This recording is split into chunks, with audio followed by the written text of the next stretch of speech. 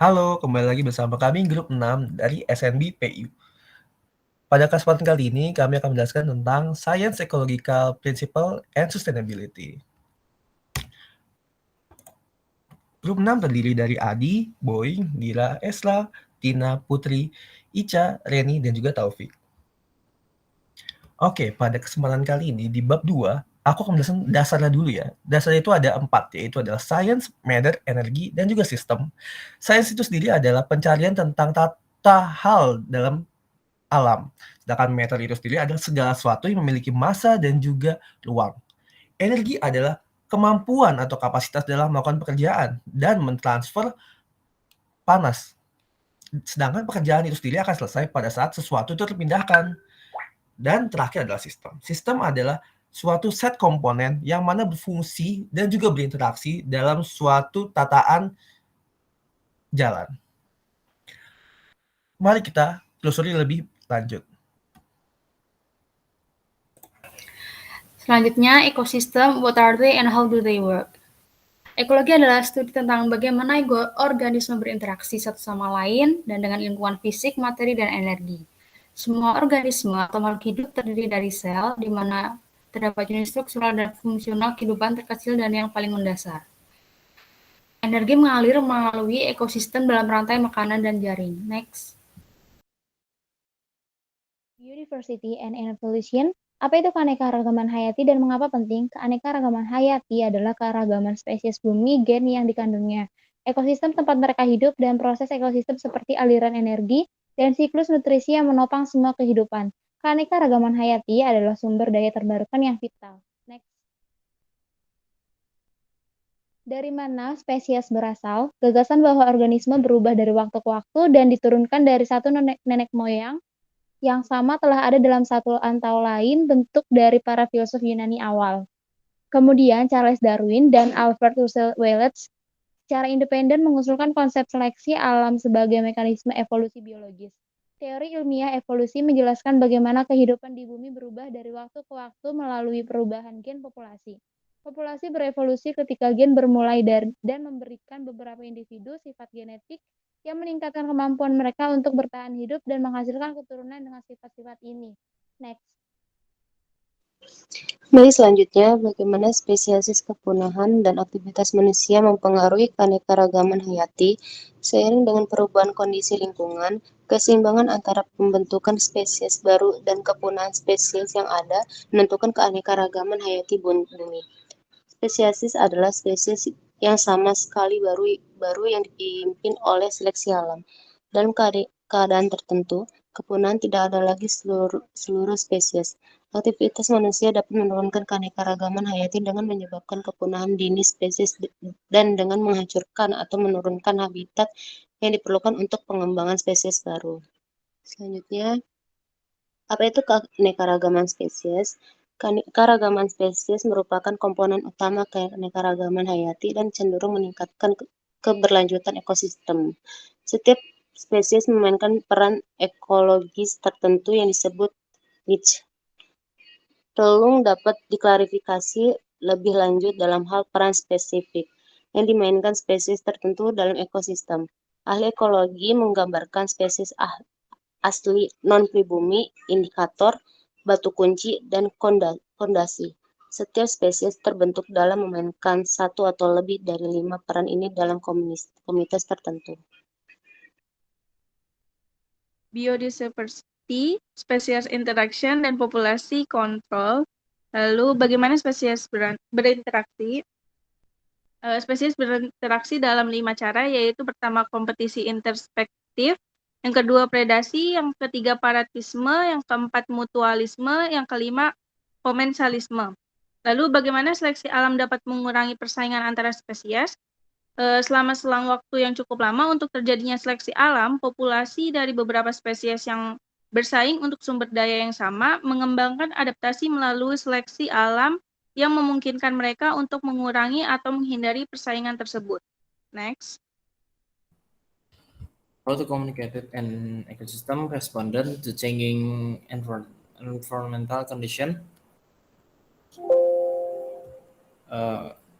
Suksesis primer melibatkan pembentukan komunitas bionik secara bertahap di daerah tidak bernyawa di mana tidak ada tanah di ekosistem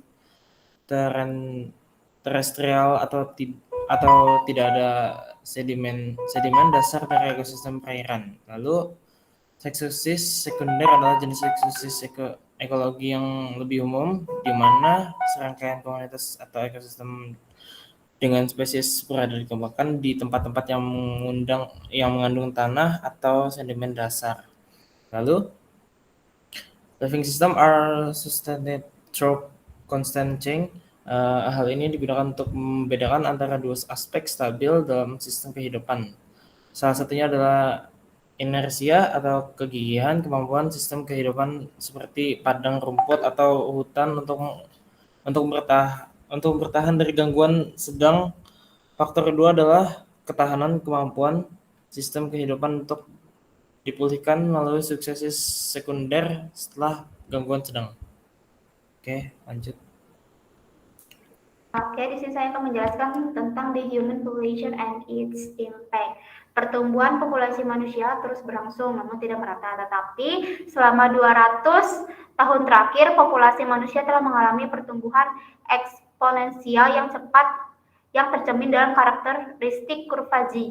Tingkat faktor utama menyebabkan peningkatan populasi ini. Pertama, manusia mengembangkan kemampuan untuk berkembang ke habitat baru yang beragam dan zona iklim yang berbeda. Kedua, munculnya pertanian awal dan modern memungkinkan lebih banyak orang untuk diberi makan untuk setiap satuan luas lahan yang digarap. Ketiga, pengembangan sistem sanitasi, antibiotik, dan vaksin membantu pengendalian agen penyakit menular. Populasi manusia dapat tumbuh, menurun, atau tetap cukup stabil. Populasi manusia di negara dan kota tumbuh atau menurun melalui interaksi 3 faktor, yaitu kelahiran, kematian, dan migrasi. Nah, pesatnya pertumbuhan penduduk dunia selama 100 tahun terakhir terutama bukan hasil dari kenaikan angka kelahiran kasar. Sebaliknya, sebagian besar disebabkan oleh penurunan angka kematian kasar, terutama di negara-negara berkembang. Next. Baik, di sini selanjutnya saya akan menjelaskan tentang iklim dan keanekaragaman hayati terestrial. Nah, iklim adalah pola umum kondisi atmosfer atau cuaca di suatu wilayah yang diukur selama periode waktu yang lama, mulai dari dekade hingga ratusan tahun.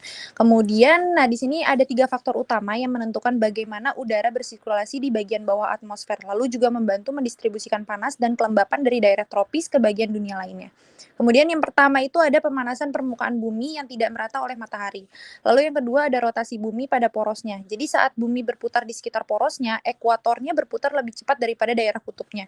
Kemudian yang ketiga itu ada sifat udara, air, dan juga tanah. Nah, panas dari matahari menguapkan air laut dan mentransfer panas dari lautan ke atmosfer, terutama pada bagian dekat ekuator panas. Lalu panas juga didistribusikan ke berbagai bagian laut dan dunia ketika air laut bercampur secara vertikal dalam arus laut dangkal dan dalam. Sebagian besar hal ini diakibatkan oleh perbedaan densitas air laut karena memiliki kepadatan yang lebih tinggi, air laut yang lebih dingin akan tenggelam dan mengalir di bagian air laut yang lebih hangat dan kurang padat. Ini menciptakan lingkaran arus laut dan dalam dan juga dangkal yang terhubung. Lalu pada hal lainnya, perlu kita ketahui bahwa spesies manusia itu mendominasi sebagian besar planet ini. Di banyak daerah, aktivitas manusia merusak beberapa layanan ekologi dan juga ekonomi yang disediakan seperti gurun, padang rumput, hutan, dan juga pegunungan. Next. Baik, selanjutnya saya akan menjelaskan tentang aquatic biodiversity atau keanekaragaman hayati perairan. Oke, seperti yang kita tahu, sebagian besar bumi ditutupi oleh air jika kita lihat dari titik tertentu di luar angkasa. Bumi tampak hampir seluruhnya tertutup air. Air asin menutupi sekitar 71% permukaan bumi, dan air tawar menempati sekitar 2,2% lainnya. Namun sebanding dengan seluruh planet, semuanya berjumlah lapisan air yang tipis dan berharga. Meskipun lautan global adalah kumpulan air yang tunggal dan berkelanjutan, para ahli geografi membaginya menjadi 4 wilayah besar, yaitu Samudra Atlantik, Pasifik, Arktik, dan Andia.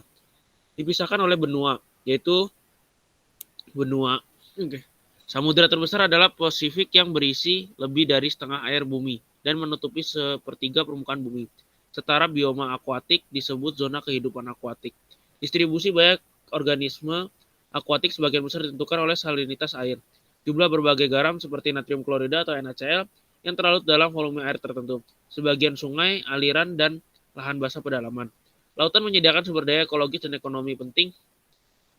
Kemudian lautan juga menyediakan ekologi yang sangat berharga. Satu perkiraan nilai gabungan barang dan jasa ini dari semua ekosistem pesisir laut adalah lebih dari 12 triliun dolar per tahun. Hampir sama dengan produk domestik bruto tahunan Amerika Serikat. Aktivitas manusia mengganggu dan merusak sistem kelautan. Aktivitas manusia seperti membuang sampah di sungai ataupun membuang sampah di laut juga ikut mengganggu kerusakan kelautan dan menurunkan beberapa layanan ekologi dan ekonomi yang disediakan oleh sistem perairan laut, terutama lahan basah pesisir, garis pantai, hutan bakau, dan terumbu karang. Oke, next. Sekian presentasi dari kelompok kami. Terima kasih.